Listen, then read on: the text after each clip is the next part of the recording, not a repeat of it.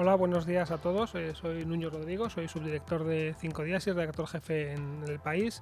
Quería daros la bienvenida y agradeceros haber acudido esta mañana a esta nueva edición de Foro Futuro, que es el observatorio de tendencias económicas creado por Santander y 5 días, que lleva ya muchos años en marcha, que ha renovado su formato y, como habréis comprobado algunos de vosotros que sois habituales afortunadamente de este foro.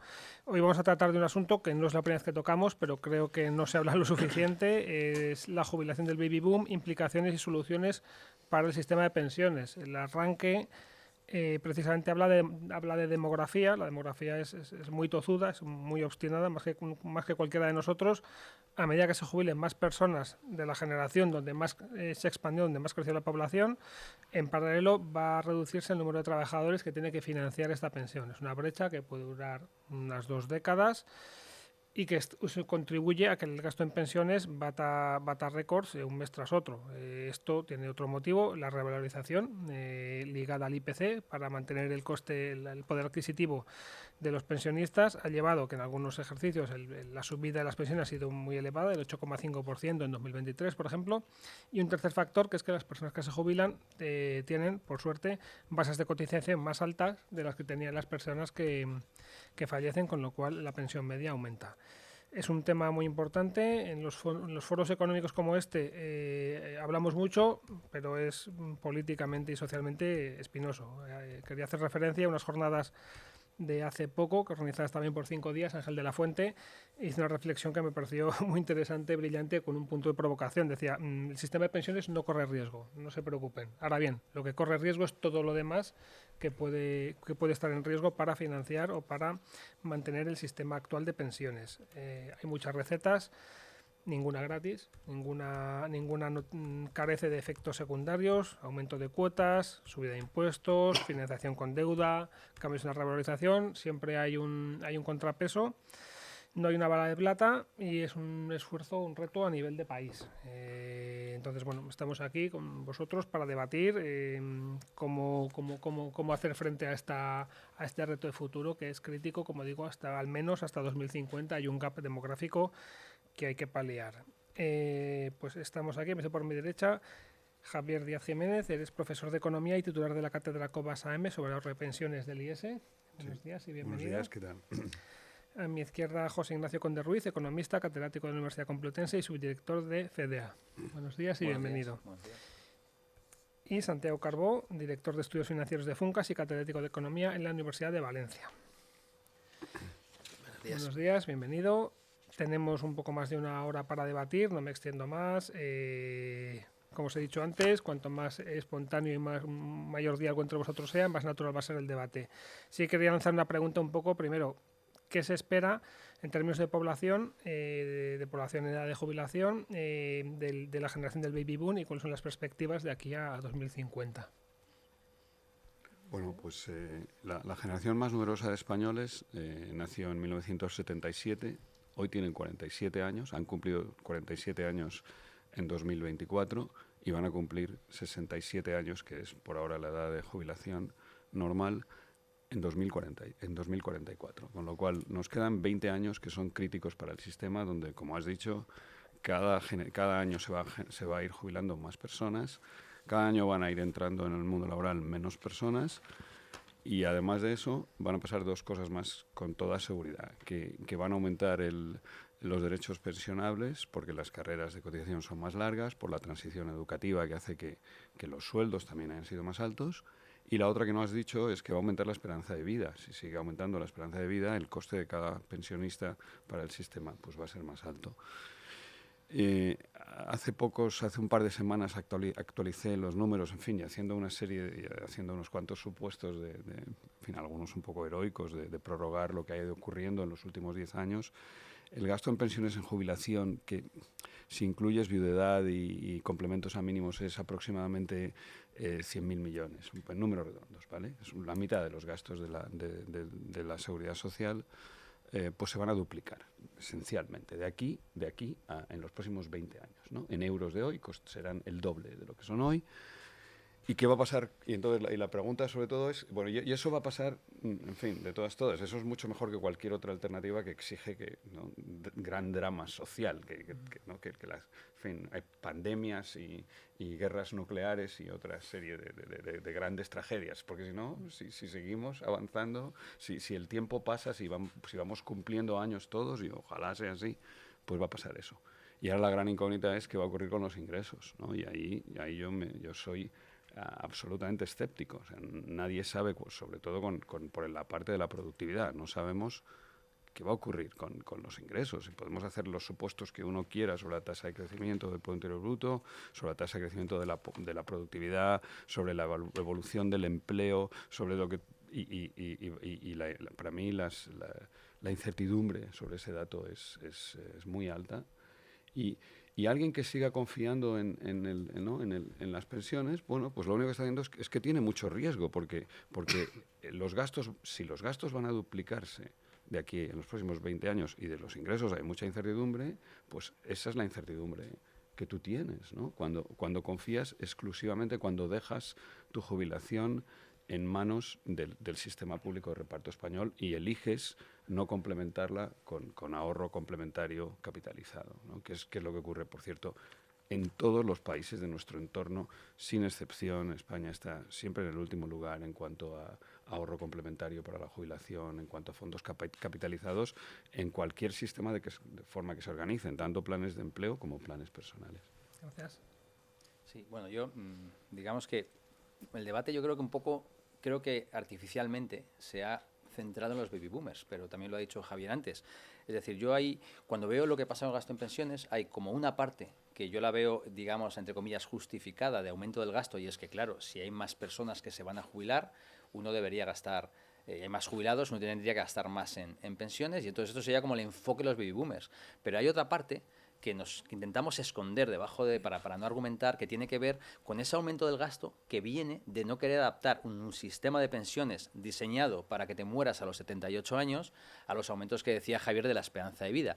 Y este aumento del gasto provocado por negarte a adaptar el sistema a la nueva longevidad, comparto lo que decía Ángel de la Fuente, lo que va a llevar no es que no se pueda pagar, es que no te va a quedar dinero para pagar otras cuestiones que seguramente necesite la economía española. Y por lo tanto, este es un poco lo que un poco se trata de ocultar, ¿no? Es verdad que al final, si tú lo que quieres es un sistema que sea justo intergeneracionalmente, tú tienes que adaptarlo, por así decir, a los cambios en la esperanza de vida. Y ahí España, pues cuando tú miras lo que se llama la tasa de sustitución, que sería la pensión sobre el último salario, pues resulta que somos un país que tiene un 75%. Y si no es el más alto, creo que nos superaba Grecia, pero está de los más altos.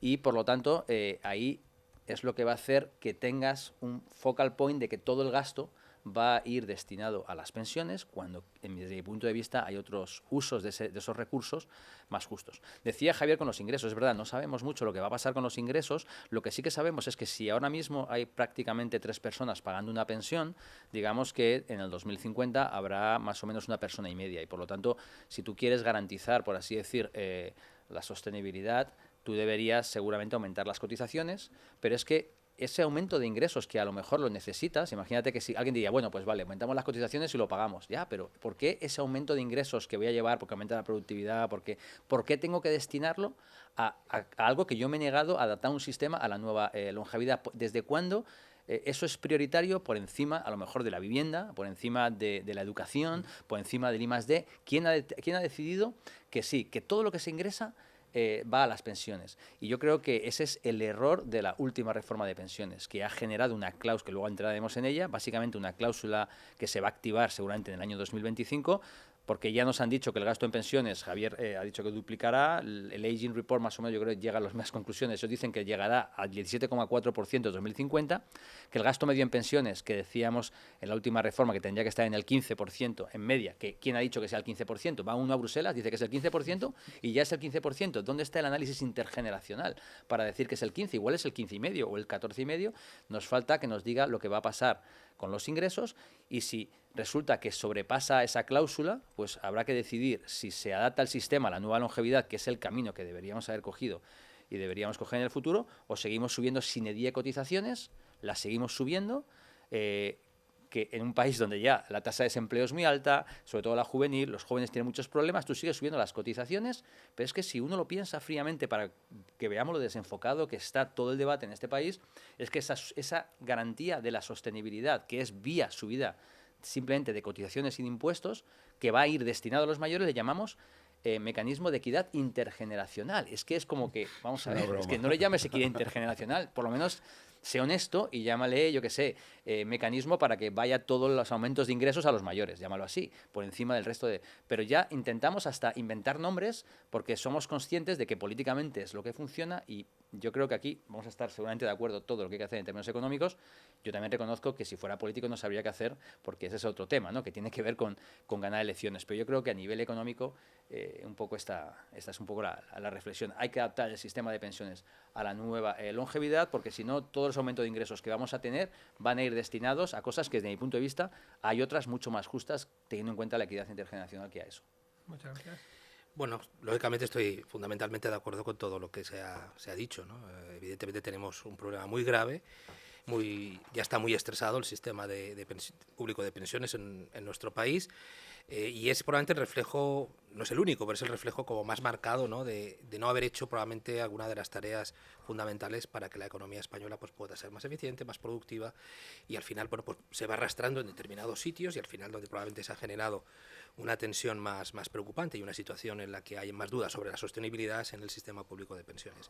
Un poco redundando en los datos, no olvidemos que esa tasa de dependencia demográfica, es decir, que es el número de personas mayores de 65 años dividido por el número de personas en edad de trabajar, pasa, como ha dicho Nacho, del 31% al 53,7%. Es decir, que prácticamente se hace, lo que ha dicho él, 1 y pico las personas que van a tener que pagar una pensión, ¿no? Y en este contexto, ¿qué haces? Vamos a ver. Bueno, pues hasta ahora lo que se hace es no hacer crecer otras partidas o no invertir en otras partidas. Pero hay otras partidas que van acompañando algunas de las tendencias como el envejecimiento de la población. Es decir, la sanidad no la puedes recortar mucho porque cuando la población es más mayor, más hacemos uso de la sanidad. Entonces ahí también es una situación insostenible. Vemos en estos días, bueno, pues hay un debate ahora, también ha aparecido, ¿no? Lo que va a pasar en Muface, ¿no? Pero en el fondo está reflejando la presión que el envejecimiento de la población, cuando no acometes las reformas adecuadas, genera en el sistema. Sea el sistema público de pensiones, que es donde, repito, más se ha materializado, o en otros aspectos como la sanidad, que también va a tener una fuerte tensión. La dependencia va a tener una fuerte tensión.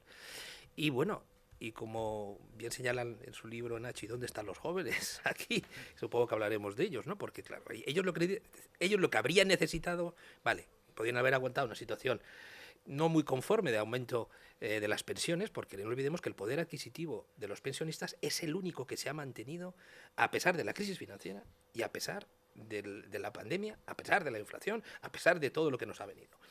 Y con algunos perjuicios para la economía. Vamos a ver, yo no estoy diciendo que no se deba pagar lógicamente las pensiones ni nada por el estilo, pero no olvidemos que el ahorro que se genera cuando ya somos más mayores es mucho menos dinámico. Es un ahorro que no se moviliza tanto como cuando eres joven. Es decir, que quieres comprar una vivienda, que quieres hacer no sé qué, reactivas la economía. Es decir, y en este momento el ahorro está recayendo también en las personas más mayores por esta situación, repito, atípica de las pensiones. Y con esta idea voy a terminar. Realmente este país, y probablemente estaremos de acuerdo los tres, lleva mucho tiempo sin debatir en profundidad, con seriedad, lógicamente con visiones políticas distintas, con visiones ideológicas, con visiones sociales a lo mejor distintas, pero sobre sus grandes problemas. En estos días todos nos hemos congratulado porque el Economist nos ha colocado en una situación muy favorable. Celebrémoslo, porque habrá cosas que habremos hecho bien. Sin embargo, probablemente es un indicador como más superficial.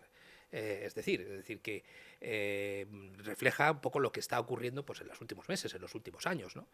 Y yo creo que es el momento de hablar realmente de problemas estructurales y llegar a grandes acuerdos. Es improbable, pero desde luego, si no hay un aumento de la productividad, si no se hacen sostenibles determinadas políticas, si no se apoya también a los jóvenes con una política de vivienda real, por ejemplo, pues lógicamente vamos a seguir teniendo dificultades y vamos a seguir hablando de esto mucho tiempo. Desde luego.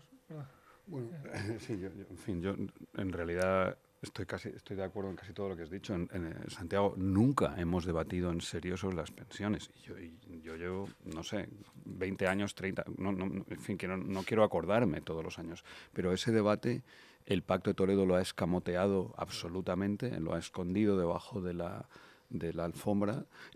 Comprensiblemente, como ha dicho Nacho antes, yo estoy encantado de poder ser ¿no? académico, universitario y venir aquí a decir las 4 verdades del barquero y no ser político y tener que gestionar esto. Desgraciadamente no hemos tenido en estos últimos, iba a decirte, 40 años un político que se haya atrevido, que se haya querido tomar en serio el problema de las pensiones, que se veía venir porque la demografía la sabemos, la generación más numerosa nació en 1977. ¿Desde cuándo lo sabes? Pues desde 1977 y viendo que a partir de ahí todas las generaciones fueron cayendo y que todas esas personas y ese brutal dividendo demográfico, ¿cuántas veces nos han llamado apóstoles del miedo?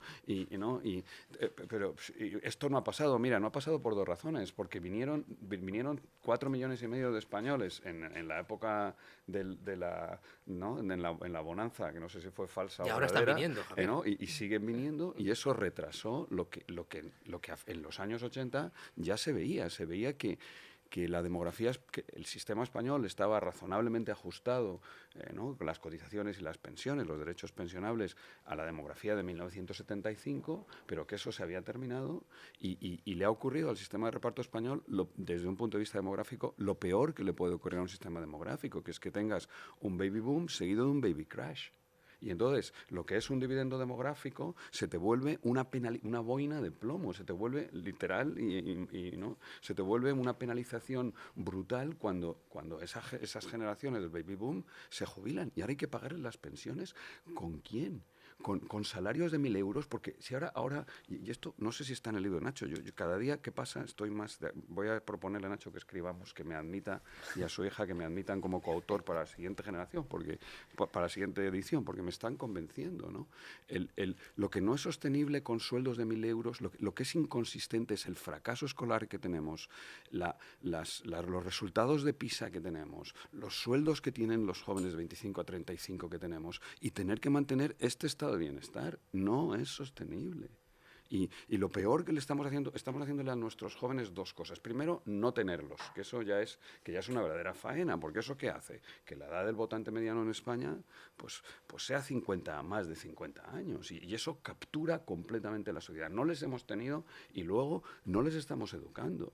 Y tenemos un modelo de negocio basado en salarios ultra bajos para nuestros jóvenes y pensiones ultra caras y ultra altas para nuestros mayores. Realmente, ¿cómo lo que ha dicho Nacho antes, ¿cómo te atreves a llamarlo mecanismo de equidad intergeneracional? Es mecanismo de absoluta desvergüenza intergeneracional. Es como tendría que llamarse ese mecanismo. Se te olvida la vivienda.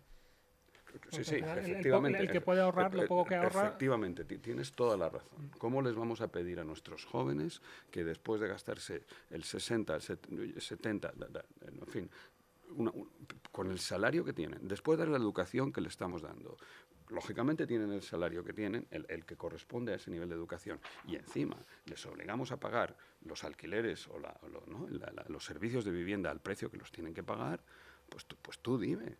Tú dime, o sea,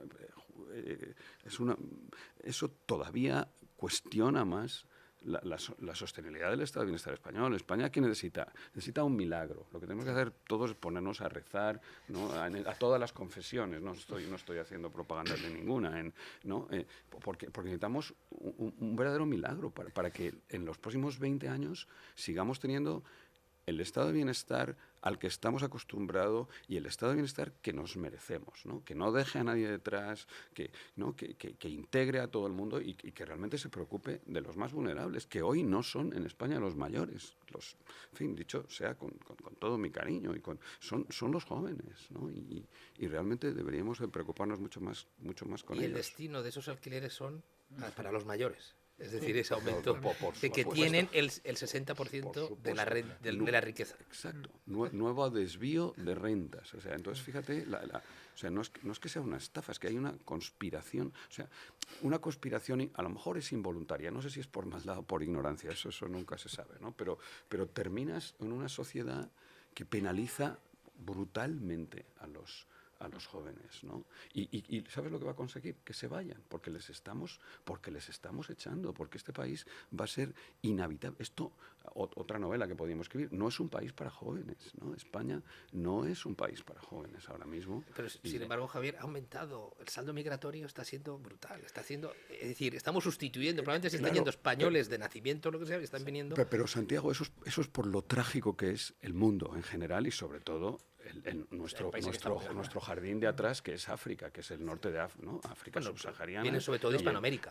Y efectivamente. Yo volviendo un poco a las pensiones, que hace un poco una reflexión, ¿no? Cuando miras la historia de las pensiones del siglo XX, ¿vale? Lo que observas es que era una época, sobre todo al final del siglo XX, donde todos los países tenían lo que decía Javier, dividendo demográfico muy positivo. Eso quiere decir que hay mucha gente contribuyendo y mucha poca gente recibiendo. Entonces es un momento idóneo, pues porque las finanzas las pagas fácilmente, el crecimiento per cápita es fácil porque se incorporan cohortes, etcétera. Entonces lo que hicieron ahí muchos países, entre ellos España, fue, por así decir, a pesar de que estaba aumentando ya la esperanza de vida, lo que hacían es adelantar la edad de jubilación. Es decir, de repente se encontraron todos los países con reconversiones industriales, que había que despedir a muchos trabajadores mayores y dijeron, ¿qué hacemos? Venga, pues nos vamos a inventar ahora, había una edad legal de jubilación que eran los 65 años, ahora nos vamos a inventar la edad de jubilación anticipada y le iban adelantando. Entonces, durante todo el siglo XX era algo muy curioso porque cada vez se vivía por más tiempo y por lo tanto el periodo de percibir la pensión era cada vez mayor, pero cada vez la gente se jubilaba antes.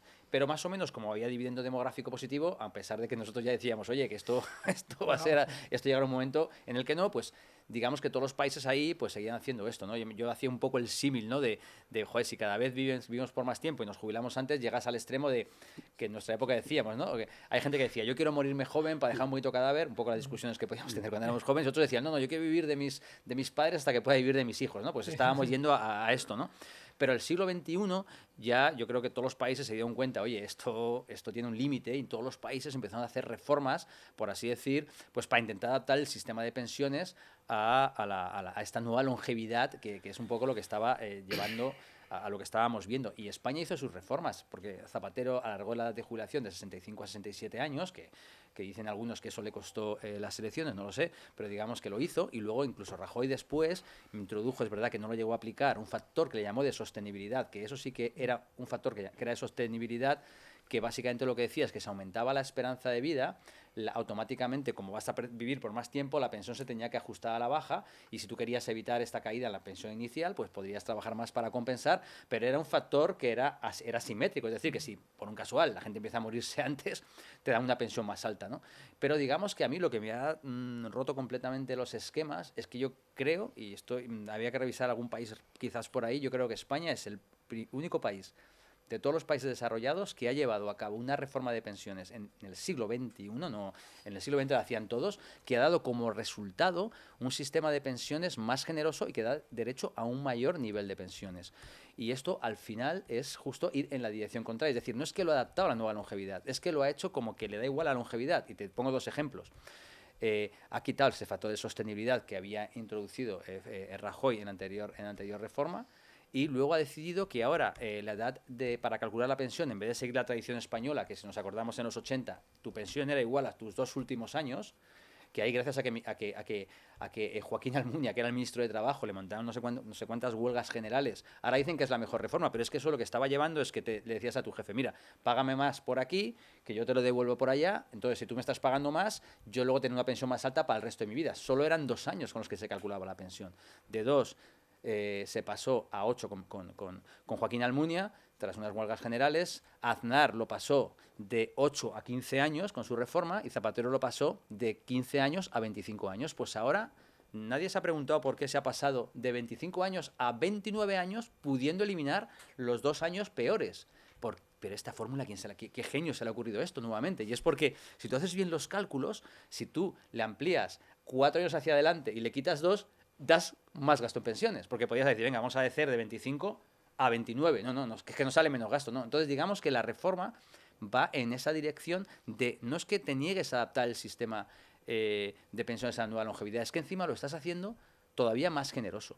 Y aquí es lo que decíamos, yo puedo venir aquí y lo digo, pero yo no me presento a las elecciones, van a decirme, no sé qué, le pagan los bancos, esas cosas dirán, pero el IBEX no sé qué y tal, yo digo, vale, ya bien, pero es que son 2 más 2, yo digo 2 y 2 son 4, tú dices que son 2 y 2 son 5, vale, pues explícame, porque es que yo veo que estos son 4, pero es que, claro, el problema es lo que llamamos la demografía política, y es que realmente la demografía afecta a todo y también afecta a la política. Entonces, claro, si en los años en los que yo era joven, los jóvenes sean el 35% del electorado y ahora apenas son el 20% y esto va a ir a peor, pues claro, si yo soy un político, pues digo, ¿qué hago? Entonces, no solamente es que me niego a adaptar el sistema a una nueva longevidad, es que también me niego a hacer nada para arreglar el mercado del alquiler, porque encima pierdo esto, me niego a subir impuestos al patrimonio, me niego cosas porque, digamos, que tú no vas a ganar unas elecciones si haces cualquier cosa que va en contra de las generaciones mayores, ¿no? Y yo creo que es aquí donde se genera este contrapunto entre lo que hay que hacer y lo que los políticos, que son gente lista, que también saben que eso hay que hacerlo, pero claro, dicen, vale, pero es que si hacemos eso, claro, ¿quién me va a votar a mí, ¿no? Entonces yo creo que hace falta una reflexión de país, como decía Santiago, y al menos hacer un debate serio, ordenado, con datos, y dejarnos porque claro, al final la ciudadanía, si va uno y le dice que hay estos son problemas que hay, y un político dice que aquí no pasa nada, que todo se puede pagar, pues yo prefiero hacer caso al que me está dando la buena noticia. Claro. Aunque sean falsas, me da exactamente igual. Entramos ya en un populismo generalizado económico que afecta en todas las dimensiones, que es verdad que en las pensiones siempre ha estado ahí. Ahora lo estamos viendo ya para todo, ¿no? Pero al principio se veía casi siempre con las pensiones, ¿no? Bueno, es el elefante en la habitación. Evidentemente, el envejecimiento de la población hace que un mayor número de votantes estén en las generaciones más mayores y, lógicamente, pues los intereses, las necesidades de esas personas más mayores, pues lógicamente normalmente pues, están reflejados en el proceso de votación y en el proceso también de diseño de la política económica. Yo creo que es un error y yo no sé cómo se va a poder cambiar esa estructura. Yo creo que algún representante público llega a decir, bueno, qué mejor que vaya el dinero a los más mayores porque se lo darán luego a sus nietos. No, hay que dárselo a los nietos directamente. Es que vamos a ver, yo creo que hay que tomarse en serio estas medidas, pero yo no soy muy optimista porque requieren algunas reformas que yo creo que son, y conforme pasa el tiempo, pues más dolorosas. Es decir, el que se hayan aumentado los impuestos, es decir, que los impuestos cada vez financien más, no las cotizaciones sociales, la factura de las pensiones, pues ya es una señal. Es como si los impuestos no fueran dolorosos. Es decir, los impuestos generan también muchísimas distorsiones, además de eliminar recursos para otras, lógicamente para otros destinos. Pero además tuvimos el beneplácito de Bruselas. Algún tipo de beneplácito. No digo que a lo mejor sería la AAA, pero tuvimos una especie de beneplácito. Porque Bruselas, claro, cuando llegaron con esta reforma, Bruselas dijo, ¿dónde vais? Y entonces alguien, sin consultarlo con nadie, dijo, vamos a meter una cláusula de salvaguardia.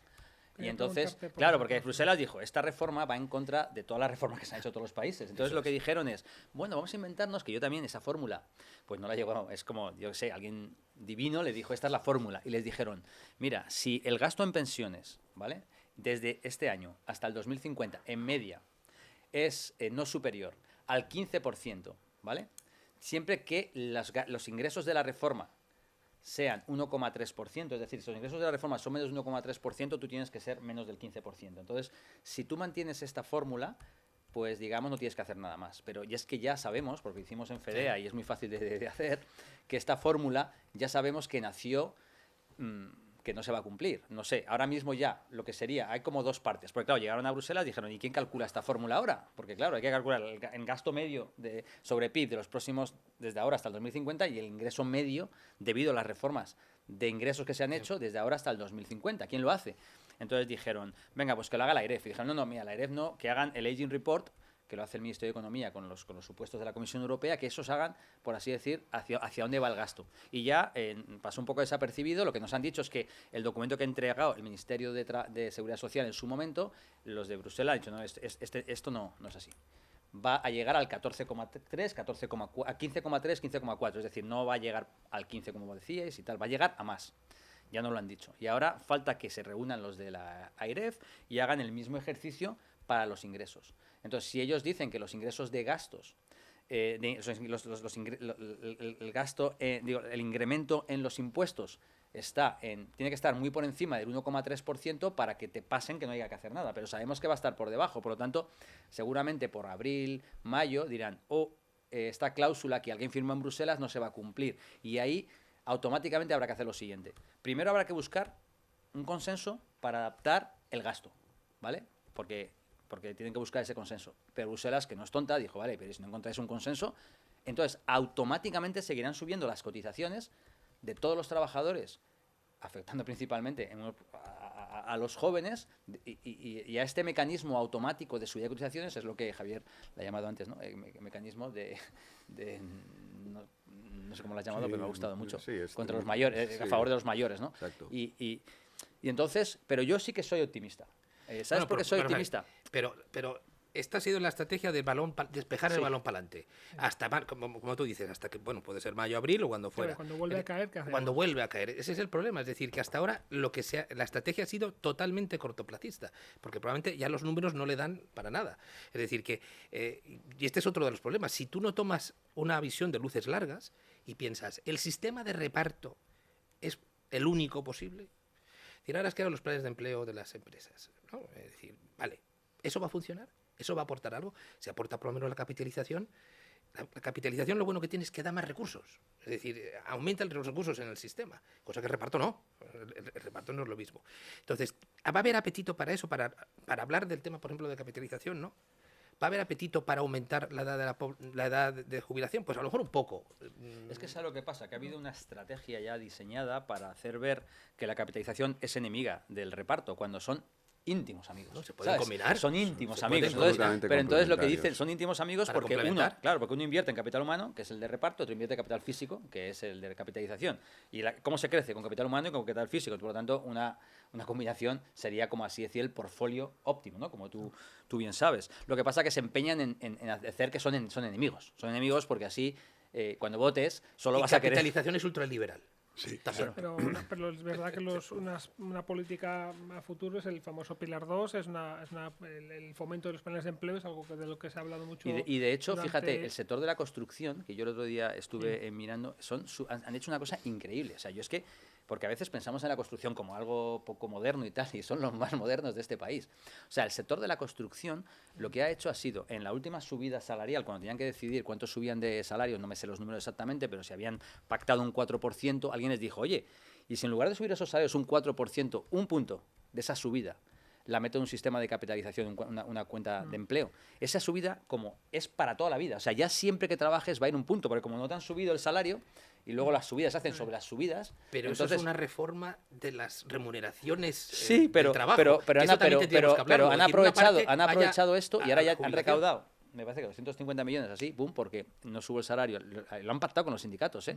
Y seguramente van a seguir, cuando empiecen a ver que esto funciona, vamos a ver dónde termina esto, porque parte del problema es que la gente no entiende que esto va a funcionar. En el momento que ven que esto funciona, pues vamos a ver lo que pasa. Voy a preguntar por si...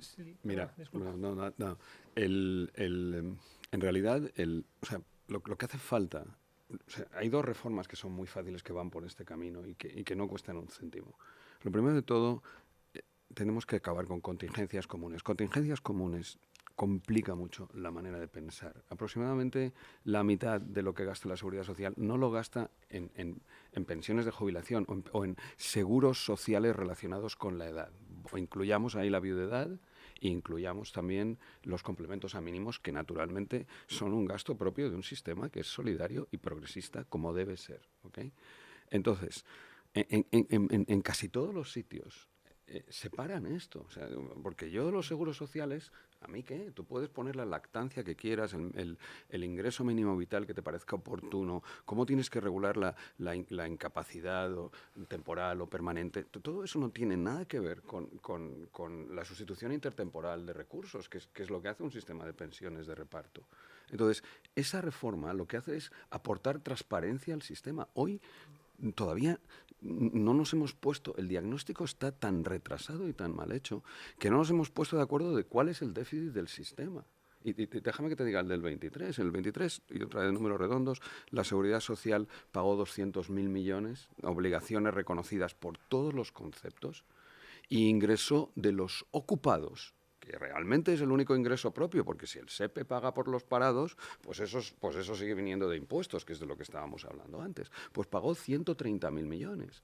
En 2023, de los gastos de la Seguridad Social que la mitad tienen que ver con la jubilación o la mayoría de edad y la mitad no, le hicieron falta 70.000 millones. Yo no sé cómo no declaramos una emergencia nacional, por lo menos a nivel de discusión, ¿no? O sea, por lo menos hablemos de esto y dejémonos de discutir si son propios, si son impropios, si son directos, indirectos o si son circunstanciales.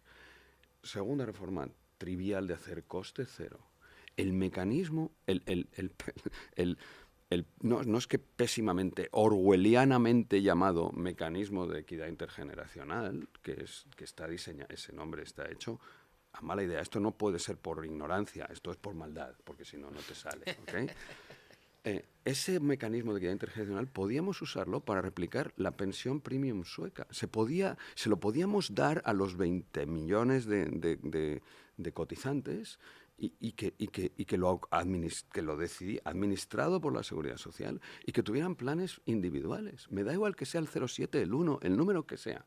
Y ahora mismo tendríamos 20 millones de ahorradores que al final del año verían cuánto tienen en su plan de pensiones y sería otro universo. Y habríamos decidido lo que ha hecho absolutamente todo el mundo menos Chile, que tiene justamente el problema contrario que el nuestro, que es tener un sistema de pensiones mixto, que tiene una parte repartida, como debe ser, solidaria, con todas las ventajas y todos los inconvenientes de la solidaridad, y otra parte capitalizada, insolidaria, con todas las ventajas y todos los inconvenientes de la falta de solidaridad. Y eso hace un sistema robusto en el que los trabajadores se hacen responsables de cómo van a vivir en la jubilación, donde toman conciencia de que su sueldo, de que tu sueldo, el de todos de hoy, es para ti, pero también es para tu yo dentro de 30, 40 años, cuando estés jubilado, si es que llegas a la jubilación. Bueno, pues en España todo esto suena, no sé a qué suena, o sea suena, no ya música celeste. No hay apetito político para una reforma. Suena a un disparate, y lo que es disparatado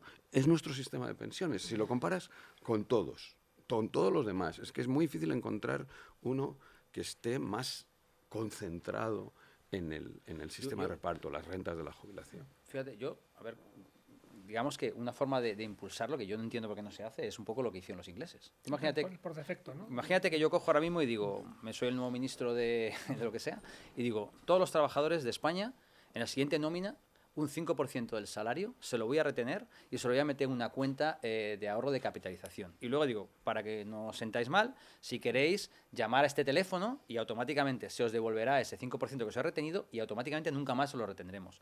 Pues eso lo hicieron en Inglaterra y tiene un índice de retención del 90 y tantos %, porque al final cada vez creo yo más en lo que sería la teoría del comportamiento, es decir, que necesitan pequeños empujoncitos la gente y con eso impulsas un sistema que puedes decir, inicialmente va todo al fondo de reserva, porque lo han sabido gestionar bien con comisiones bajas, pero luego dices, bueno, y ahora si una entidad privada quiere participar aquí, pues cumpliendo una reglamentación, pues pueden, oye, pues si me ofrece más, pues cada uno puede elegir, ¿no? Entonces, por lo tanto, esto te permitiría hacerlo, pero claro, como tienes demonizado el otro, pues ¿cómo vas a proponer esto? Claro, es que eso es privatizar las pensiones. Claro, esto Nacho, ya, ¿qué estás diciendo? pero hombre, pero si yo te estoy diciendo... En fin, ya, claro, ¿no? aunque el gestor inicial de la Apártate de mí, capitalización, Satanás. Entonces es que tú ya no es es que un te debate pague que ya el dices IBEX, esto es y ya... mucho peor claro, lo tuyo. O sea, tú no quieres mejorar al trabajador, tú quieres desmantelar. Entonces digo, pero ¿qué estamos hablando aquí? Y ahora vamos a hablar un poco del caso de Chile, que estuve casualmente hace 2 o 3 semanas, estuve hablando con gente de ahí del gobierno. Claro, los chilenos son el único país del mundo que tiene un sistema de capitalización puro, pero ¿qué les está pasando? Que lo que les está llegando no es suficientemente alto y ahora se están planteando hacer un pequeño pilar de reparto porque al final eso es lo óptimo. Ellos están yendo por el camino al revés. Es verdad que les está costando mucho porque ahí tienen unos fondos, los fondos privados ahí son un gran lobby en lo que es la economía chilena por lo que han contado y cuesta, pero yo creo que al final acabarán sacando un pequeño mini pilar y al final, porque al final digamos que es un poco lo que sería lo eficiente, ¿no? Un pilar y los 2 pilares, ¿no? Uno primero y entonces Chile incluso, que era como todo el mundo lo está mirando, pues el debate allí. Claro, pasa que los chilenos tienen un problema distinto a justo el contrario que tenemos nosotros. Igual que aquí se demoniza el de capitalización, en Chile demonizan el de reparto. Dicen, ¿dónde está tu dinero? La gente, la publicidad era, Claro. ¿y dónde está tu dinero? Porque yo, en el mío, lo tienes Claro. pero fondos, publicidad pagada por los fondos privados. Y dice, aquí lo tienes en tu cuenta, te mando yo todos los días una carta, pero ¿y el otro dónde va? No sé qué. Entonces, digamos que les pasa, también quieren como empezar, aunque sea con un pequeño pilar pequeñito, para que la gente vea que, oye, que está funcionando, que realmente la gente se ha jubilado y le dan primero el de capitalización y un poquito de complemento con el de... Entonces, justo como que todo el mundo busca que son enemigos, cuando realmente deberían ser los mejores amigos los dos, porque al final tú buscas que la gente tenga la mejor pensión posible, ¿no? Y de la forma más eficiente. Quizá lo que comentabas de que las cuentas por defecto vayan a un plan de empleo sería la forma más rápida para empezar a mejorar la sostenibilidad. Sí, o sea, digamos que, o sea, yo decía que yo soy optimista porque yo me hago una contabilidad fiscal muy básica, ¿vale? Yo digo, a ver, déficit estructural de la economía española. Quiere decir, en una situación de plena capacidad de la economía, cuánto tengo yo cuánto gasto y cuánto ingreso. Y resulta que tengo un déficit del 3,5, más o menos. O sea, ya hay 3,5 puntos de PIB que nosotros no estamos pagando. Nos estamos subiendo las pensiones lo que queremos, pero no estamos pagando. Estamos emitiendo deuda pública para que no la paguen los jóvenes. Eso va a empezar a hablar, 3,5 puntos.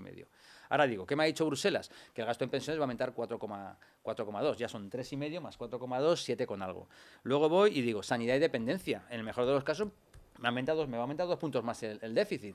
Ya estamos en 9%. Y ahora digo, ostras, defensa, nos hemos dado cuenta de que tenemos que aumentar el gasto en defensa un 2%, lo acabamos de decir. Nosotros ya es otro punto más. Ya estoy en 10. Yo me empiezo a agobiar. Y luego empezamos vivienda, hay que invertir, hay que hacer vivienda, hay que subir otro punto. Ya es un 11.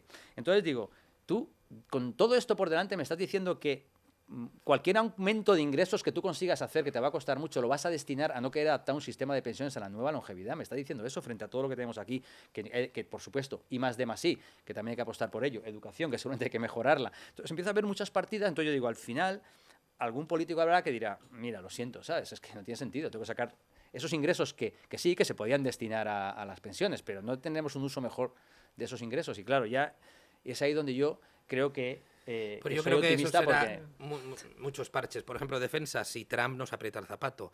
Vivienda, si sigue sin hacerse nada. Es decir, esto siguen siendo tareas voluntarias, me parece a mí. Es decir, vamos a ver. Probablemente si Trump, que yo creo que va a ser muy transaccional, si Europa aumenta el gasto en defensa, probablemente tengamos un mejor trato de los aranceles. Probablemente, les digo que no, es que es muy transaccional este hombre. Entonces, pero todo lo demás que estás diciendo, pues sí, lógicamente, sanidad, porque por sanidad va claramente paralelo con las personas mayores. Es que y esto es lo que nos explica. Es decir, yo en ese sentido no soy tan optimista, y sobre todo si conoces a ese político, luego me lo dices. Estamos por debajo de nivel de amortización y que hay que vamos a ver, ¿por qué no funcionan los trenes? Porque pagamos las pensiones. ¿Por qué no hay guarderías 03? Porque pagamos las pensiones.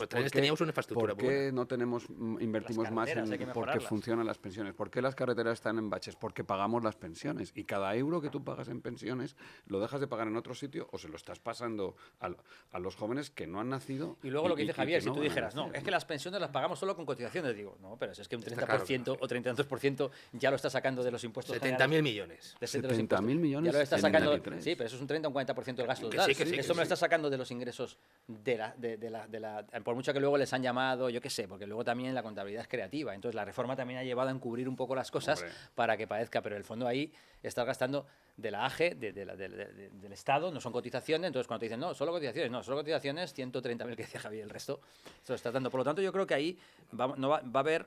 Pero tú eres optimista que aparezca algún político, luego en privado me dices cuál. No, yo creo que el único que puede sumar. Aparecer es otra vez un rescate o algo así como ocurrió.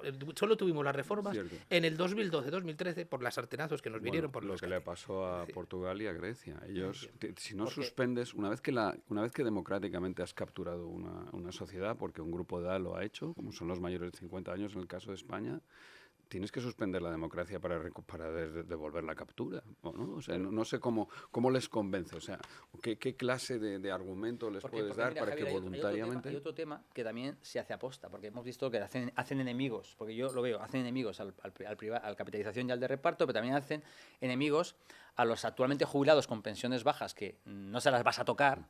Les haces partícipes de que vengan a defender. Tú tienes que decir, mira, vosotros no os vamos a tocar nada. Sois jubilados, ya no tenéis margen de maniobra, vuestra pensión está garantizada. Estamos hablando, además de fastidiarnos a nuestra generación, Javier, lo que estamos haciendo aquí, ¿sabes? A nosotros. Entonces, digamos, no, a los nuevos jubilados o a los que tienen pensiones más altas, etcétera, es a los que les voy a joder el ajuste, no a los demás. Pero son tan eficientes para defenderse, ¿no? De que al final han conseguido que incluso un pobre pensionista de pensión mínima, que a lo mejor que a ese en particular a lo mejor se la podríamos hasta subir, que se ponga como a cabeza de frente de una manifestación para adaptar un sistema de pensiones a una longevidad que me va a bajar la pensión a mí.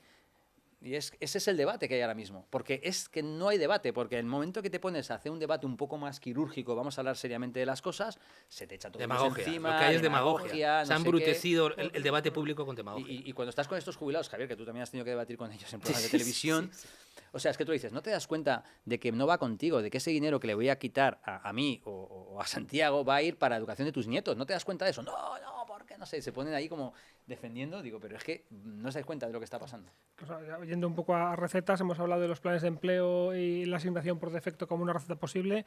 Hay otra que creo que has mencionado tú, que es las cuentas suecas, precisamente en las cuentas nacionales. Precisamente el otro día la OCDE presentó una propuesta para mejorar el funcionamiento del mercado de capitales español e incluía las cuentas de ahorro fiscalmente neutras y simplificadas suecas como un mecanismo. En ese caso era para financiar la economía, pero también se ha propuesto para mejorar las pensiones. ¿Es otra receta sobre la que se podría trabajar? Vamos, indudablemente. Lo que pasa es que esto ya es un poco más técnico y un poco más difícil de explicar, pero en España los derechos pensionables no tienen que ver con lo que tú cotizas, tienen que ver con cuál es tu base imponible y además limitado arbitrariamente en el tiempo. Y parece elemental que lo razonable es que cada euro que tú cotizas, y solo ellos, ¿no?, debidamente actualizados, en fin, con los detalles técnicos correspondientes, sea lo que determine tu pensión, siempre y cuando estemos de acuerdo que vamos a un sistema, que esto es un sistema contributivo. Si no lo fuera, pues entonces lo hacemos de otra manera. No todos los países tienen sistemas contributivos para una parte de sus pensiones, para la parte de reparto. Por ejemplo, en Holanda, sin ir más lejos, solo hace falta un criterio de residencia. No tienes que cotizar ni un solo euro a la seguridad social. Ahora, eso sí, tienes que haber vivido 50 años en Países Bajos sin morirte de aburrimiento, que tiene cierto mérito, ¿no? O sea, y si te vas, tienes que comprar el año de cotización, pero puedes cotizar absolutamente nada y tienes derecho a la pensión del sistema del reparto, que ahora mismo pues que debe estar en torno a unos 1.500 euros, que luego se complementa hasta los 3.500 más o menos con una parte capitalizada. Es que es lo que ha dicho Nacho. Son los mejores amigos. ¿Quién puede negarse a complementar un reparto con una capitalización razonable, que atienda a las posibilidades de ahorro de los distintos niveles de renta? O sea, por supuesto que no es café para todos de la misma manera y sin pensar ni un minuto, ¿no? Entonces, las cuentas nacionales lo que vuelven a darle al sistema es transparencia, porque tú sabes en cada momento cuánto has cotizado al sistema a lo largo de toda tu vida, actualizado con los bonus, en fin, y los malus correspondientes, porque tiene detalles técnicos que sí que los hablamos y si no los dejamos para otro día. Pero imagínate que tú, desde el primer día que cotizaste, supieras, porque la Seguridad Social así te lo informara directamente con una carta naranja, como hacen en Suecia, o con una página web, ¿cuántos derechos, ¿no? ¿Cuál es el saldo de tu cuenta nocional? El saldo de lo que has aportado, debidamente actualizado y corregido a la pensión. Y ese saldo que será el que se transforme en su día de una manera otra vez transparente, con un divisor que obviamente depende de la esperanza de vida y del momento que eliges para jubilarte, en una pensión. Y lo sabes desde el primer día. Y nadie te lo va a quitar, ni nadie te lo... No, lo tienes ahí. Igual y tomas decisiones informadas. Claro. O sea, te va a gustar cómo lo están haciendo los chilenos para hacer eso. Porque, claro, los chilenos, como decía antes, básicamente el 10% del salario va a cuenta de capitalización. Como no les llega, han decidido aumentar 6 puntos más de capitalización. Entonces empezaron con 6 puntos más que vayan todos a reparto, ya están 3 puntos para seguir con la capitalización y 3 puntos más a lo de reparto. Pero como reparto no tiene muy buena venta, porque dicen el reparto cómo va, Javier, fíjate, se les ha ocurrido cuentas nacionales de la siguiente forma. Es como que es un crédito que tú le haces al gobierno. Entonces es como es un crédito que tú le haces al gobierno capitalizado al tipo de interés que se fija el gobierno. Pues entonces es como que el tío dice, yo te recibiré mi carta en su momento, tendré lo que yo he ido aportando a mi sistema privado que va capitalizado por el mercado y luego me va a llegar lo que yo le he prestado al gobierno capitalizado a un tipo de interés social que puede ser, que eso no sé. Sí, es como renta fija y renta variable. Claro, tienes una cartera aquí, donde el reparto es tu renta fija. Y entonces ellos, pues es muy fácil de calcular también. Ellos lo entienden. Y luego de ese hay un punto adicional que sí que va a reparto puro, porque no te pueden garantizar y es para cubrir sobre todo pensiones de las mujeres, etcétera. La parte solidaria, ¿vale? No, pero me hace mucha gracia cómo lo hacen, porque es que si no, no lo venderían, porque es otro esquema, ¿no? Pero ahí ya lo entienden, porque quizás el gobierno, yo le presto dinero, el dinero me lo devuelve capitalizado, un tipo de interés, por así decir, social. Pero sobre todo, como decía Santiago, es transparente, porque la solución, al final, lo queramos o no, va a pasar porque se permita al trabajador decidir en qué grado se quiere jubilar y con qué porcentaje se quiere jubilar. Y eso con un sistema actual, con esta regla tan horrible que cuesta un montón explicársela. Y os pasará a vosotros, empieza a consultar, tienes que coger el simulador, mientras que tienes una base de cotización, 25 años, ahora son 29 años, le quito los 2 peores, ¿cuáles son los 2 peores? Pásame tus hojas, no sé qué, es un lío. Mientras que de la otra forma, la persona dirá, tengo 63 años, por ejemplo, y tengo capitalizado, yo qué sé, 600.000 euros. No los tengo, es ficticio, es nocional, no existe. Entonces tú le dices, le ofreces, dices, ¿tú qué quieres ahora? Pues yo me quiero, si mientras el sistema no sufra, a mí me da igual. ¿Usted quiere trabajar, quiere jubilarse ya? Bueno, pues le toca tanto. ¿Usted quiere jubilarse al 50%? Pues le toca lo que le toca. A mí el sistema no sufre, es transparente, yo lo puedo ver. Evidentemente, para que con un mínimo y un máximo. Es decir, que sabemos que siempre, si no te llega, pues te voy a dar una pensión mínima igual que el sistema actual, ¿no? Pero eso va a permitir la solución a esto, y es que tú puedas decidir cómo te quieres jubilar y con qué grado de flexibilidad te quieres jubilar, que es otro de los problemas que hay ahora, que es que parece que, ¿sabes? Que si tú te quieres, es como que te tienes que jubilar porque estás perjudicando a los jóvenes, que encima para algo que beneficiaría a los jóvenes, que sería, no, es que se jubilan más tarde de forma flexible, vas a liberar recursos para poder tirarlos allí, dicen, no, como hagáis eso, os quitan el trabajo a los mayores. Digo, no, justo es lo contrario, o sea, es que todo va con todo, en economía se llama la falacia de la suma fija de horas trabajadas, que sabemos que eso es falso, los mayores no quitan el trabajo, pero claro, esa es la siguiente, esa es una reforma que tiene que ir por esta vía, que con cuentas nacionales sería muy fácil, pero claro, luego también va a requerir que sea atractivo para el trabajador puede decirlo voluntariamente, veremos seguramente con flexibilidad lo va a elegir, y luego tiene que ser atractivo para las empresas, que luego se nos olvida que aquí son dos, son trabajadores y son empresas. Entonces, claro, para que a la empresa le resulte atractivo, cuando un trabajador alcanza la edad de jubilación y le dice al empresario, mira, me gustaría seguir al 50%, claro, el empresario le mira y dice, ya, pero es que luego, ¿qué pasa con tu antigüedad? Si no te vas ahora y te quieres ir dentro de 3 años, te tengo que pagar un coste de despido altísimo. Entonces, es tan sencillo como que el contrato no ve. Es decir, que tú el momento que tienes derecho a una pensión, automáticamente tu contrato se pone a cero el contador de antigüedad. Entonces, tú puedes seguir, al empresario le da igual, mientras seas productivo, y el empresario no tendrá miedo a que puedas continuar. Entonces, te van a decir, no es constitucional porque estás tratando a los mayores de forma peor que a los jóvenes. Digo, ya, pero es que los jóvenes no tienen derecho a una pensión si los despides, y los mayores sí. Tratar a dos personas que tienen distintos derechos de forma distinta, eso es perfectamente constitucional, ¿no? Pero aquí todavía nos hemos empeñado en que si un trabajador quiere hacer eso, aparte de ponerle muchas trabas, que las empresas todavía no lo tienen limpio, no lo ven claro, es que le obligamos a estar un año más en la jubilación demorada, que es lo que se han inventado ahora, que es que yo, si quiero acceder a la jubilación flexible, a la jubilación parcial, me obligan a pasar un año más a tiempo completo. Y además eso el trabajador no lo quiere. El trabajador quiere poderlo hacer flexible, y si quiere también la demorada, pero deja elegir ese grado de flexibilidad, evidentemente teniendo en cuenta la salud que tenga el trabajador. Una persona con peor salud tiene que tener una salida más generosa al mercado laboral, como todo el mundo entiende, al igual que profesiones muy penosas que no tienen uso alternativo. Es decir, pues a lo mejor un bombero, pues le tienes que dejar que se vaya antes en función de su condición física, porque claro, es que, o un policía, se me ocurren algunas profesiones, habría que mirarlas en detalle, porque muchas han cambiado, pero digamos que eso va a ser algo que lo vamos a ver, y con cuentas nacionales sería mucho más transparente, mucho más fácil de hacer, y el sistema sería exactamente igual, porque tú podrías hasta diseñar un polinomio, si quieres, que te dé lo mismo que te da ahora. Exactamente igual. ¿Y cómo se puede mejorar? Es decir, bueno, yo creo que hemos diseñado lo bueno del futuro, lo que podría ser el sistema óptimo. ¿Qué pasos se pueden dar para que tenga alguna opción en algún momento en los próximos años en nuestro país? Tú has dicho que a lo mejor hay un político que lo entiende. Sí, o sea, yo he dicho que a lo mejor llega la Unión Europea y nos interviene si sale de esta situación de comodidad. Mi escenario óptimo sería el siguiente. El año que viene, cuando Bruselas diga, oye, esto no encaja. Cuando la AIREF diga, esto no encaja, y entonces habrá ese periodo de ver qué se puede hacer. Pues fíjate que 2 medidas, para empezar a hablar, tan sencillas que se podrían hacer. Para empezar, dices, voy a introducir un factor de sostenibilidad. No lo hagas igual que el que hizo el anterior gobierno, porque como son... Pero yo me puedo inventar otro, muy parecido. Básicamente lo que me dices es, me adapto. El sistema, que se aumenta la esperanza de vida, me tienes que bajar la pensión. Esto lo firmaron los sindicatos y los empresarios en la reforma de Zapatero el año 2011, lo firmaron, está en el BOE.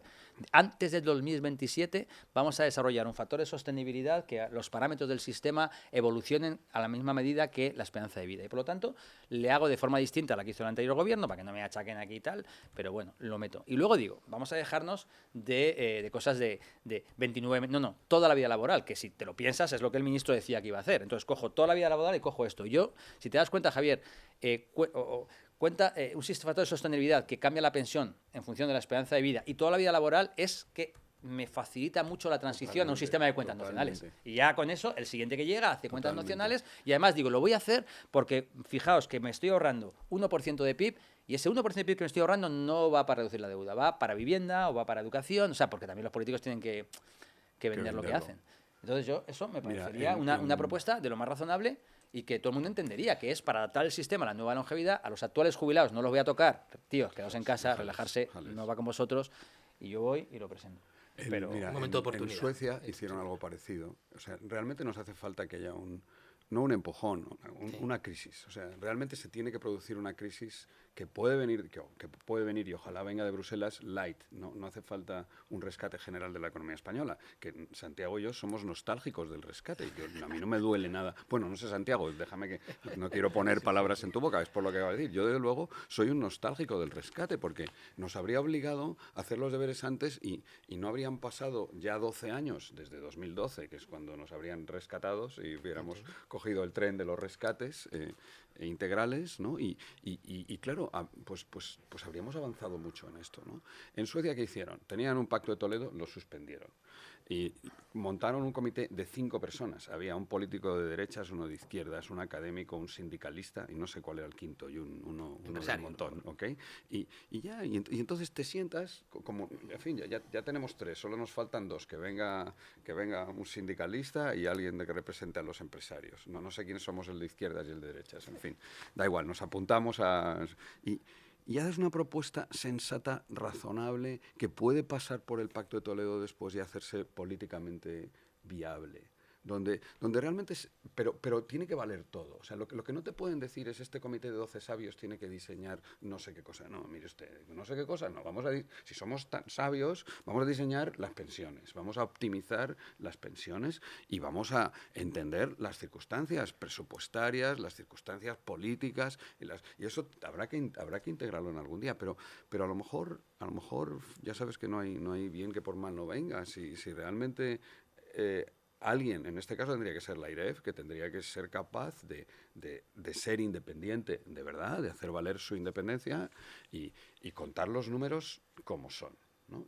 Y decir que realmente lo que está garantizado mientras sigamos por este camino y con los pequeños ajustes y con todo lo que está previsto, lo que ha dicho Nacho al principio, parece fundamental. España es el único país que en el siglo XXI está aumentando su gasto en pensiones, con la demografía española, que es de las más adversas para un sistema de reparto, en pensiones de reparto. Porque si fuera vamos a intentar hacer el milagro de los panes y los peces y empezar a capitalizar sin menoscabo del reparto, que eso es muy difícil con los salarios que tenemos, pues a lo mejor pues se produce esa crisis si la agencia independiente realmente lo fuera y a partir de ahí abrimos la discusión. O sea, realmente lo primero es el diagnóstico. El sistema de pensiones español y su futuro están mal diagnosticados, están demagógicamente diagnosticados y necesitamos un diagnóstico correcto y a partir de ahí, técnicamente, de verdad, unas soluciones cuestan más que otras, todas son caras,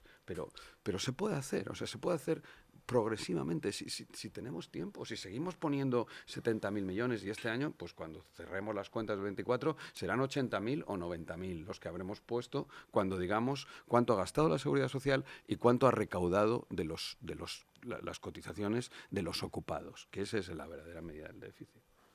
Sí, digamos que lo que olvidamos siempre, y el Pacto de Toledo también lo olvida claramente, es que esto es un contrato entre generaciones. Yo estoy pagando las cotizaciones, todos los que estamos aquí estamos pagando las cotizaciones a los actuales jubilados porque confiamos que las futuras generaciones, de las que no nos importa nada, que puedan emanciparse, que es cómo se educan y tal, nos lo paguen a nosotros. Esto es cómo funciona un sistema de reparto. ¿Y qué pasa? Que el Pacto de Toledo, cuando se reúne, no obvia esto, porque a lo mejor que menos... Ahora se hacen impactos de género de todas las leyes, ¿vale? Fine. pero hagamos también impacto intergeneracional. Claro. Dado que no están ahí los jóvenes, o ponte a los jóvenes dentro y explícales que tú has decidido hoy, en este Parlamento de hoy, que te da igual que hoy haya, porque eso es lo que está diciendo el Pacto de Toledo a los jóvenes. Dice, a mí me da igual que ahora haya 3 pagando una pensión, yo voto hoy con mayoría absoluta, que tengo más votos que casi que parlamentarios, que vosotros, siendo 1,5 en lugar de 3, vais a pagar lo mismo que lo que pagamos hoy entre 3. Eso es lo que estás diciendo a los jóvenes. Entonces, a lo mejor, si lo dijeras bien, con un análisis intergeneracional, pues a lo mejor tendrían que pensar de otra forma, porque al fin y al cabo, a mí qué me importa lo que se vota hoy. A mí me importa lo que se vota cuando yo me vaya a jubilar, ¿no? En 15 o 20 años. Digamos que ese es un poco el tema, ¿no? Entonces... pero tiene que llegar a los políticos. Claro, Nacho, pero ese claro, el Pacto de es Toledo camino. es que le falta eso. Y la situación política tampoco va a ayudar mucho. Bueno. Yo creo que sí que hay un momento de oportunidad en lo que tú dices, porque evidentemente se va a observar que no se va a cumplir la cláusula salvaguarda, pero creo que la situación política no favorece las grandes reformas. Y la vivienda es una, pero es que esta es más, por supuesto, es tan acuciante como la otra también, ¿eh? Es decir, porque van de la mano. Y no tengo claro, no sé, los economistas no hemos sido capaces o de hacer llegar el mensaje durante 30, 40 años, o nos han ignorado o lo que sea, economistas o cualquier otro analista que pudiera explicar esto, ¿no? Entonces, ojalá, es decir, que me parece bien, pero al final va a ser como que se nos derrumbe el cielo sobre nuestras cabezas, es decir, una crisis, lo que nos lleve a la reforma, que no es lo óptimo. Y las dos propuestas que has comentado, en caso de que en mayo haya que aplicarse la salvaguarda por el gasto, no has comentado los planes de empleo, el fomento del plan de empleo. Yo esto me refiero al sistema de solo la parte ¿sabes? Pero luego yo ya he dicho, para planes de empleo, yo ya he dicho el modelo inglés. Es que, digamos, salvo que tengas la racionalidad. No entiende eso, ¿no? Bueno, como tú le dejas elegir que lo puede retirar o que lo metas en la negociación colectiva. Pero claro, la negociación colectiva en el sector de la construcción me ha sorprendido mucho porque los trabajadores podían haber aceptado 4% de subida de salarios y han preferido un 3%, lo del 4%, ponerlo entre comillas, porque no son 4, 3,5, lo que sea, y han preferido subir un punto menos los salarios, lo han preferido en la acción colectiva, y han preferido que ese 1% vaya a un sistema de un plan de empleo, que es para siempre. O sea, Nacho, lo que el trabajador tú le explicas es que si yo no te subo el salario, si te subo un 1% menos el salario, eso es para siempre, ya va 1% pam metido dentro, no es tanto. Entonces, en la siguiente negociación colectiva que dicen que sube los salarios un 3, pues lo subes 1,5. Y le dices, si tú quieres que te suba un 3, dímelo, pero no te lo hago. Pero digamos que hay margen para hacerlo, si no fuera porque lo ven como el enemigo.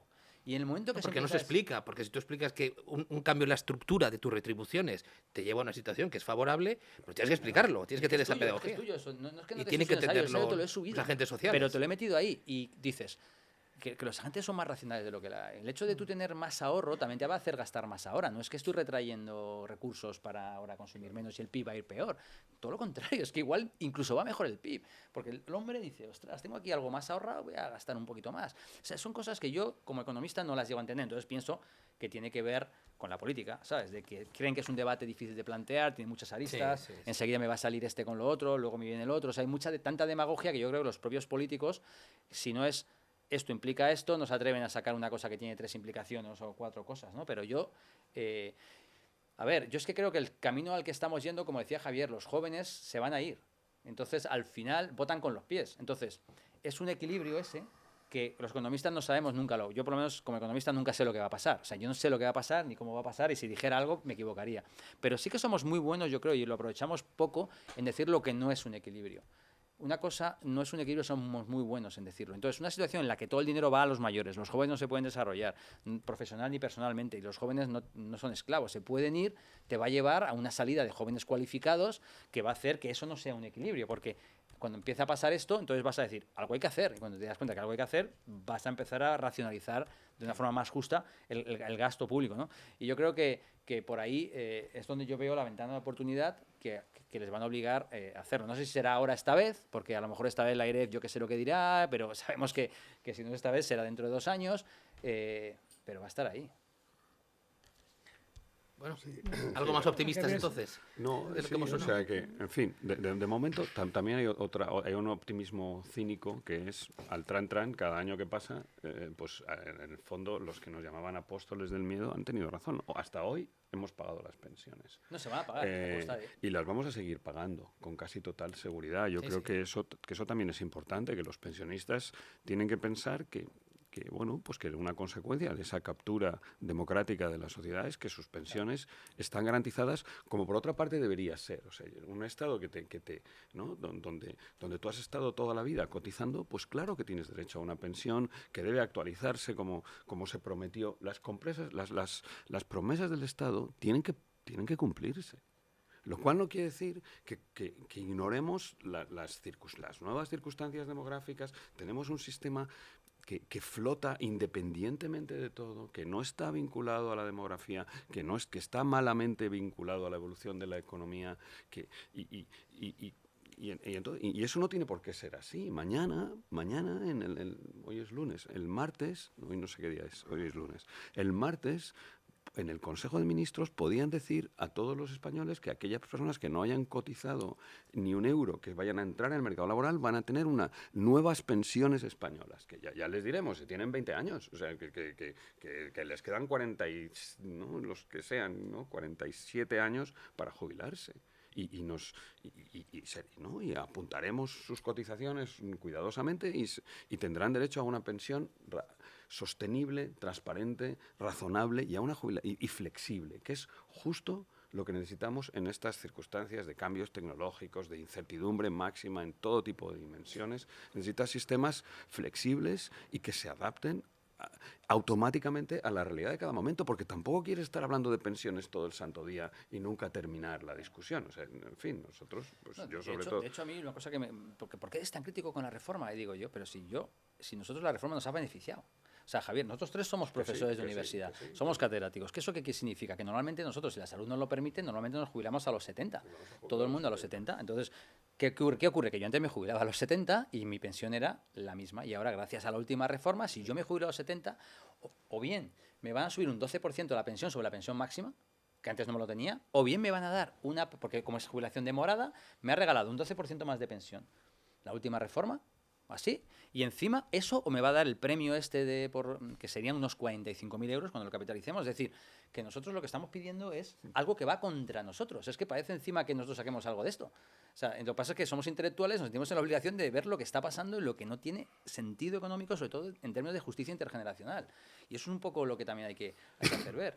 Y muchos, Nacho, cállate, coño, que esta reforma viene muy bien. Digo, ya, pero... Nacho, ¿sabes? pero entendemos el coste. Entendemos que nuestro bienestar individual o particular tiene un coste muy alto para la sociedad en general y que en términos de bienestar agregado salimos perdiendo, ¿no? No tú y yo individualmente, no nosotros individualmente, sino colectivamente. Yo no quiero vivir en un país así, no quiero vivir en un país capturado por los mayores, no quiero vivir en un país que expulsa a sus jóvenes y que los maltrata y que no los prepara para el futuro. Hombre, en fin, claro, tú dices, claro, es que tú tienes hijos. Pues claro que si no tuviera hijos, pues a lo mejor sería más egoísta y me importaría menos. Pero como los tengo, pues me preocupa cuál es el pacto intergeneracional y no tener uno tan desajustado. Si es que han sido las circunstancias. Esto realmente no ha habido maldad en ningún sitio. Nadie tiene por qué hacerse responsable de esto. Esto no es política, es demografía. La demografía no conoce de política, ¿no? Y la economía en cada momento y la incertidumbre y el progreso tecnológico y todo eso lo que requiere es unas instituciones. O sea, primero requiere un diagnóstico correcto. Necesitamos no hacer un diagnóstico político y peor todavía político demagógico de los problemas. Eso es lo primero que necesitamos, un diagnóstico correcto y luego instituciones flexibles que sean capaces de, una vez debidamente diagnosticados los problemas, resolverlos. Y si puede ser con ajustes automáticos, como ocurre con las cuentas nacionales, que tengan un consenso, pues ya está, porque no hay que repetirlo continuamente la discusión y volver y esperar a que cambien la demografía para que cambien las mayorías, para que entonces otra vez, ¿no? Unos no sé, terminemos aprovechándonos de otros, que realmente es eso es mucho tiempo, es decir, 20 años, eso que es cuando cambiará la demografía. Sí, pero yo creo que eso dentro es de 20 demasiado años tiempo. La cosa se destensiona. Tenemos que se extensiona, pero seguirías teniendo una experiencia de vida muy alta y el sistema desajustado. Entonces ahora como sociedad, porque yo he escuchado a algunos que defienden esta reforma, decían a los jóvenes, oye, no os preocupéis, porque también cuando os jubiléis vais a poder seguir jubilándoos antes con la pensión generosa, pero digo, pero hombre, a ver, que sí, pero es que antes tienen que estudiar, luego tienen que buscar un trabajo, luego tienen que independizarse, luego tienen que alquilar una vivienda, luego no sé qué. Tú le estás diciendo que sacrifiquen toda su vida hasta los 65 años, que no te preocupes, que luego a los 75 años te va a dar una pensión. Eso no lo hemos dicho. Cuando la pensión media es mayor que el salario medio, la jubilación es es un premio de la lotería. Sí, hay muchos españoles que están esperando a jubilarse, que sus ingresos van a aumentar el día que se jubilen. ¿Pero en serio? Sí, en serio. ¿Y eso por qué es? Bueno, pues esa es una de las consecuencias de este sistema. Y como sigamos por ese camino, ¿no? El salario, ¿no? La pensión va a ser la brecha que se va a producir entre la pensión media y el salario mediana y el salario mediano va a hacer que el principal objetivo de los españoles sea llegar a pensionistas. Claro, o sea, yo cuando oía esa defensa decía, pero hombre, que tienen que pasar por muchas cosas antes de llegar ahí, que tienen que pasar toda la vida, pónselo fácil al principio y luego diré, mira, lo siento, has tenido una vida más fácil, luego a lo mejor tienes que trabajar un poco más porque vas a vivir más que las generaciones previas. Yo cualquier joven te lo va a afirmar, ¿eh? Pero se toman las decisiones por ellos. Encima te permites el lujo de llamarle equidad intergeneracional a lo que no es y decirle que encima no te quejes, que encima, gracias a mí, vas a tener una pensión mejor dentro de... Es un poco el debate. Bueno, nos hemos ido un poquitín de hora. No sé si tenéis alguna receta, alguna cosa un poco para cerrar el debate o lo dejamos aquí. Ha sido muy interesante. Yo espero veros cuanto antes. Pues, y seguimos, no sé si a partir de mayo. No hay receta, lo habéis no hay dicho recetas antes, mágicas. no hay bala de plata, no hay una receta es que mágica. La política se abra un poco al debate y a la realidad, y no solo en este tema, en la vivienda, porque dentro de 20 años también está resuelta la vivienda, porque muchas de las personas que tienen las viviendas y en la educación, la educación es lo primero, porque mira, cuando hablamos de pensiones, antes o después acabamos en el mercado de trabajo, y cuando hablamos del mercado de trabajo, antes o después acabas en la educación, y las pensiones no pueden resolver los problemas del mercado laboral, y el mercado laboral no puede resolver los problemas de la educación, hagas lo que hagas con ello. Porque al final del día lo que importa es cuando tú sales del instituto, sales de la educación secundaria o de la educación terciaria o de la universidad, ¿cuánto vale tu tiempo en un entorno cambiante? Y eso es lo que va a determinar cómo va a ser tu vida laboral y luego tu vida de pensionista. ¿No? Obviamente las decisiones que tomes, pero esas son las condiciones iniciales. Yo creo que hay que cambiar de un sistema, un estado de bienestar diseñado hacia la edad, que era algo lógico con el dividendo demográfico muy positivo, hacia un estado de bienestar diseñado hacia la productividad, que casualmente son los jóvenes. Porque todo lo que hemos dicho en productividad son jóvenes. Y más de educación, vivienda, mercado laboral. Entonces simplemente llámalo si quieres jóvenes, y déjate de decir que para los jóvenes el bono cultural que le anda mi hija, y bueno, yo qué sé, unos líos para cobrarlo tremendos. No, estamos dando cualquier cosa que mejore la productividad es para jóvenes. Y punto. Entonces busquemos un estado de bienestar que resuelva los problemas que tenemos ahora, que no sea el que no había, cuando había dividendo demográfico positivo, era hasta razonable un sistema de bienestar diseñado hacia la edad, pero es que ahora tienes que virar. Un poco yo creo que con esto un político que sea capaz de verlo y que no piense a lo mejor, diga, bueno, me voy a sacrificar. Total, yo ya no me voy a... O ministros que no estén pensando en sí mismos, sino en voy a ayudar realmente aquí a la sociedad y quemarse ahí e intentarlo por lo menos. Pero es que el problema es que nadie se quiere quemar. Pues necesitamos un campeón, hace falta, o una campeona, ¿no? Yo el otro día, un campeón o campeona que sea política. El otro día le hice una propuesta a una campeona y todavía no me ha contestado. Pero bueno, en fin, si hay noticias os las contaré. Sí, es que es lo que toca. Bueno, pues muchas gracias a los tres y hasta la siguiente. Gracias. Gracias.